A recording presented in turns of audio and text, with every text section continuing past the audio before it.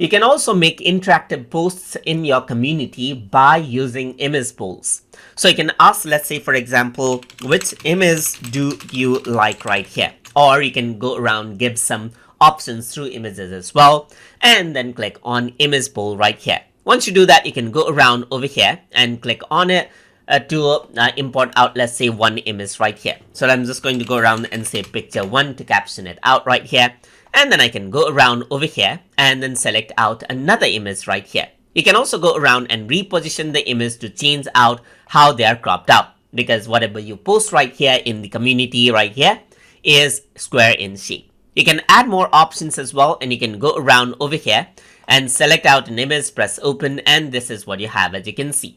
So once this is done, you can go around and let's say I'm going to go around and say picture 2 right here, and then I'm going to go around and say picture 3 right here, just like this, and then click on the post button.